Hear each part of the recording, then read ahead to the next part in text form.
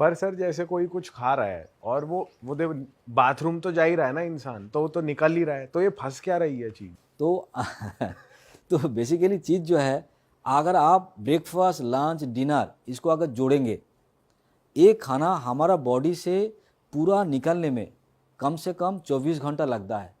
24 घंटा, 25 घंटा, 26 घंटा इस टाइप के लगता है। तो ये 24 घंटा आपका जो खाना आप खाते हो, कभी वजन करके देखा है कितना किलो खाना खाते हैं हम लोग? हमारा पूरा बॉडी के अंदर करीब से करीब 14 किलो चीज़ पड़ा रहता है। 14 किलो 15 किलो चीज़ बॉडी के अंदर पड़ा रहता है और निकलता है कितना? 200 ग्राम, 300 ग्राम। सो मतलब क्या है, आपका बॉडी पूरा क्लीन नहीं होता है, कुछ ना कुछ चीज़ कचरा उसके अंदर रह जाता है। आप सोचो, आपका अगर कुछ ना कुछ अगर चूहा भी घर में मर जाएगा तो उसका बदबू कितना पूरा घर को एकदम मतलब खराब कर देता है। तो आपका शरीर के अंदर वो जो सड़ा हुआ चीज़, सड़ा हुआ खाना, वो अगर थोड़ा सा भी पड़ा रहेगा तो आपका बॉडी को सड़ा रहा है। बॉडी का जो म्यूकस मेम्ब्रेन है वो गल जा रहा है, जिसको बोला जाता है आमा। तो आमा निकल जा रहा है, वो आमा बॉडी के ब्लड के साथ मिलता है। आयुर्वेदिक भाषा में उसको बोला जाता है सामा, जो टॉक्सिक है। वही टॉक्सिक अगर हमारा हार्ट में पहुंच जा रहा है, किडनी में पहुंच जा रहा है, ब्रेन में पहुंच जा रहा है, सोचिए क्या प्रॉब्लम हो रहा है। सर वैसे जैसे आपने बताया कुदरती खाने में आप फल फ्रूट खाते हो या सैलड्स खाते हो, पीते क्या हो? जैसे पानी, चलो समझ में आ गया, और क्या बेवरेजेस में क्या क्या आता है? बेवरेज नारियल पानी हो गया। बेसिकली देखिए, कुदरत ने हमको क्या दिया? कुदरत में हमको कोई जूस नहीं दिया, कुदरत फ्रूट्स दिया, मैंगो दिया। सर अगर मान लो संतरा है, संतरे का जूस निकालो क्रश करके, वो तो तो कुदरती उसका फाइबर साथ खाना पड़ेगा, क्योंकि संतरा जो होता है, संतरा के अंदर फाइबर भी होता है, क्योंकि हमारा शरीर फाइबर के लिए बना। अगर फाइबर शरीर में नहीं जाएगा तो वो जो डाइजेशन होता है, वो जो प्रोसेसिंग होकर फ्लैश आउट होता है, वो फ्लैश आउट नहीं होगा। तो इसीलिए जूस खाओ, लेकिन उसके साथ फाइबर रहना चाहिए।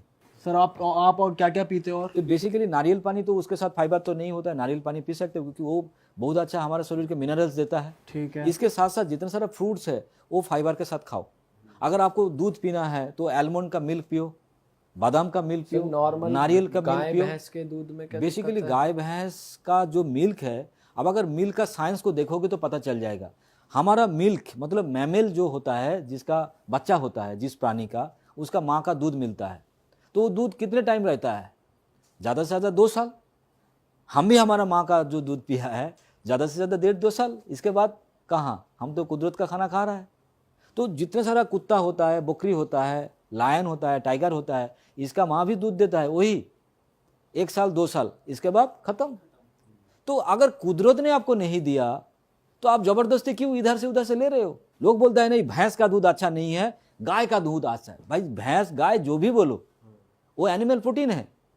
हमारा शरीर एनिमल प्रोटीन के लिए बना ही नहीं है। वो अगर लोगे तो ऑटो इम्यून डिजीज होगा ही। Auto immune auto immune disease क्या है? आप एक एनिमल हो और गाय भी एक एनिमल है, वो मिल्क जो है वो भी एनिमल का दिया हुआ है। हमारा शरीर के अंदर एक प्रोटेक्शन पावर है, जैसे सेना होता है इम्यूनिटी पावर, वो क्या करता है बॉडी को मतलब प्रोटेक्ट करने के लिए घूम रहा है। तो वो देख रहा है बाहर से कोई एनिमल आया, एनिमल मतलब जो मिल्क हम लोग पिया वो भी एनिमल प्रोटीन है, कंसिडर कर रहा है वो एनिमल कंसीडर कर रहे हैं, तो वो उसको रोकता है। तो वो जो बॉडी उसको रोक रहा है, तो बॉडी के अंदर वो डर आ जाता है जो शायद कोई ना कोई आ रहा है, तो उसको रोकने के लिए बॉडी अलर्ट रहता है। कभी कभी क्या करता है, बॉडी गलती से खुद का जो प्रोटीन है उसको डिस्ट्रॉय कर देता है। जैसे हमारा थायराइड का बीमारी है, वो खुद का बॉडी का जो हार्मोन है, जो प्रोटीन है, उसको डिस्ट्रॉय कर देता है। जो डायबिटिक का है, जो जैसे डायबिटिक 1 जो पेशेंट होता है, वो क्या करता है, खुद का बॉडी का जो इंसुलिन जो हार्मोन है जहाँ से वो निकलता है, वो उस प्रोटीन को डिस्ट्रॉय कर देता है। इसको बोला जाता है ऑटो इम्यून डिजीज। अगर आप मिल्क ज़्यादा पियोगे, एनिमल मिल्क ज़्यादा पियोगे, तो आपके शरीर में अंदर वो इम्यूनिटी पावर का प्रॉब्लम होगा और उसके कारण ऑटो इम्यून डिजीज का शिकार आप बन जाओगे।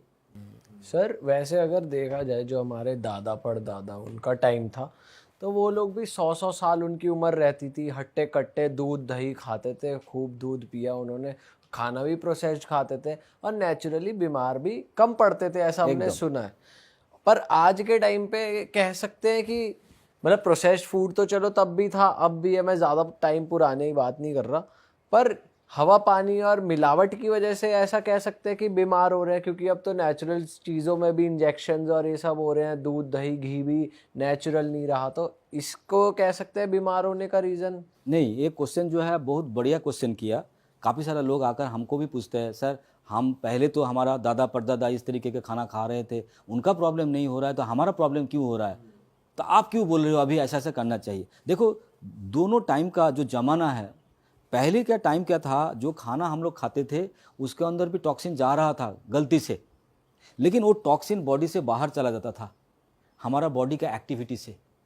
हम पूरा दिन इतना एक्टिविटी करते थे, हम जैसे खुदाई कर रहा है, हम पानी खींच रहा है, हम कुड़ाली लेकर काम कर रहा है, हम पैदल चल रहा है, हमारा गाड़ी भी तब नहीं था, मतलब स्कूल जाने में पैदल, मतलब कोई जगह में जाकर पैदल, जो आपको खेती बाड़ी करना होगा, मतलब मेन काम ही तो हमारा खेती बाड़ी था।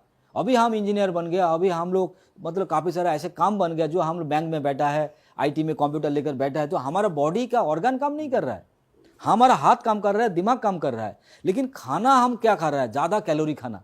तो उस टाइम में क्या था, जब हमारा घर का जो महिलाएं था वो भी काम कर रहा था, मतलब वो गेहूं को ऐसे घुमा रहा है, वो सील से उसको मसाला जो पीसता था, आज मिक्सी का मशीन आ गया, आज लिफ्ट आ गया, टोटो ऑटो आ गया, बस गाड़ी आ गया, स्कूटी आ गया, तो काम करने का फिजिकल तो एक्टिविटी फिजिकल कम हो एक्टिविटी गई नहीं है, बहुत वो कपड़ा धोना काम, अभी कपड़ा धोने का मशीन आ गया, घर का साफ सफाई का मशीन आ गया। तो मतलब हमारा पूरा दिन का जो कैलोरी बर्निंग होना चाहिए था, किसका हो रहा है, कुछ नहीं हो रहा है। लेकिन सुबह से शाम तक हमारा एक फाउंडेशन बन गया, ब्रेकफास्ट लंच डिनर, तो ये ब्रेकफास्ट टाइम में आना चाहिए, लेकिन काम हम लोग नहीं कर रहा है। लंच हमारा टाइम में आना चाहिए, क्योंकि ये प्रैक्टिस बन गया। पर सर इस हिसाब से वो जिम कर रहा है, वो उसे तो कोई असर नहीं होना थोड़ा सा, क्योंकि उसमें वो अभी और भी चैलेंज कर रहा है, क्योंकि वो नॉनवेज ज्यादा खा रहा है, वो थोड़ा कसरत कर रहा है, कैलोरी तो उसका बर्निंग हो रहा है, बहुत बढ़िया। वो प्रोटीन रोटीन लेकिन और वो अलग क्या चीज। क्या कर दिया, वो इतना एनिमल प्रोटीन भर रहा है, इतना एनिमल प्रोटीन भर रहा है, वो एनिमल प्रोटीन उसके बॉडी के अंदर जाकर टॉक्सिन बना दे रहा है, उसका यूरिक एसिड बढ़ा दे रहा है, उसका बॉडी के अंदर कैलोरी को वो और भी खराब कर दे रहा है। क्योंकि हमारा शरीर के अंदर जो ब्लड का विस्कोसिटी है, अगर वो विस्कोसिटी खराब हो जाएगा तो बॉडी के अंदर जो ब्लड है अगर वही खराब है, इसके साथ साथ कोलोन खराब। क्यों? क्योंकि हमारा बॉडी बना है कुदरत का दिया हुआ खाने के कारण। वो खाना अगर जब तक उसको नहीं मिलेगा तो उसका कोलोन डिस्टर्ब, उसको लीवर प्रॉब्लम, तो ये दोनों ऑर्गन प्रॉब्लम, तो बाकी आप जो भी कुछ भरोगे तो वो प्रॉब्लम चालू हो जाएगा। तो वहाँ से भी बचने के लिए आज का दिन में जो चैलेंज है, मैं उसको अगर बोलूँ ज़्यादा खाना कम कम, मतलब यही बीमारी का नाम है। मतलब आज जो भी आप अगर डायबिटिक बोलो, ब्लड प्रेशर बोलो, कैंसर बोलो, जो भी कुछ बोलो, इस बीमारी का एक छोटा सा नाम है ज़्यादा खाना कम कम। क्योंकि आज का दिन में अगर आप अच्छा रहना चाहते हो तो खाना कम, ज़्यादा काम करो तो बैलेंस आ जाएगा।